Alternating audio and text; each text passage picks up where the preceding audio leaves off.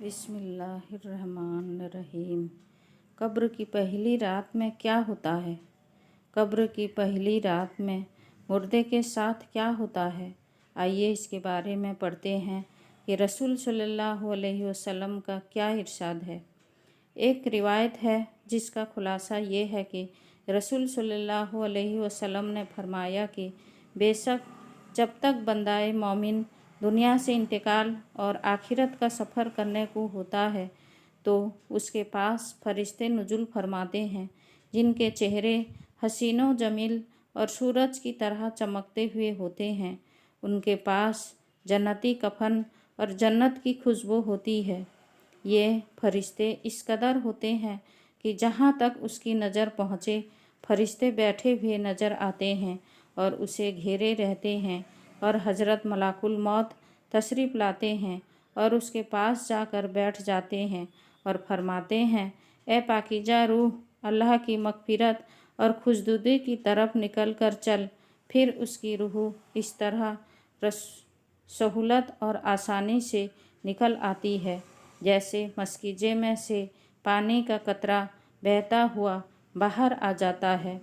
बस ऐसे इसे हज़रत मलाकुल मौत ले लेते हैं और दूसरे फरिश्ते जो वहाँ दूर तक बैठे रहते हैं पल भर भी उनका साथ नहीं छोड़ते और उसे लेकर उसे जन्नती कफन और खुशबू में रखकर आसमान की तरफ चल देते हैं।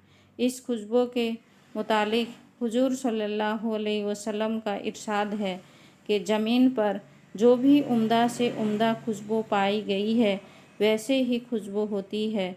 फिर फरमाया कि उस रूह को लेकर फरिश्ते आसमान की तरफ जाने लगते हैं और फरिश्तों की जिस जमात में भी उनका गुजर होता है तो वो कहते हैं, वाह क्या अच्छी खुशबू है। ये फरिश्ते मैयत का नाम ताजिम और तकरीम से लेकर उसका तारुफ कराते हैं, यहाँ तक कि वो पहले आसमान तक पहुँच जाते हैं और आसमान का दरवाज़ा खुलवाते हैं। फिर दरवाज़ा खोल दिया जाता है और फिर वो इस तरह दरवाजे से ऊपर चले जाते हैं। फिर वो 7वें आसमान तक पहुंच जाते हैं। हर आसमान के फरिश्ते उसे दूसरे आसमान तक रुखसत करते हैं और जब 7वें आसमान तक पहुंच जाते हैं तो फिर अल्लाह का हुक्म होता है कि मेरे बंदे का नाम इल्लिन में लिख दो और अब ज़मीन पर ही उसे लौटा रहा हूँ और ज़मीन ही से क़यामत के दिन उसे दोबारा ज़िंदा करूँगा। इसके बाद ये रूह ज़मीन पर वापस आ जाती है और फिर मैयत के जिस्म में दाखिल कर दी जाती है। इसके बाद 2 फरिश्ते कब्र में उसे बैठाकर उससे सवाल करते हैं कि तेरा रब कौन है, तेरा दीन क्या है, मोहम्मद मुस्तफ़ा सल्लल्लाहु अलैहि वसल्लम कौन थे। फिर वो उनके सही सही जवाब देता है तो फिर फरिश्ते कहते हैं, बेशक तू सही कहता है।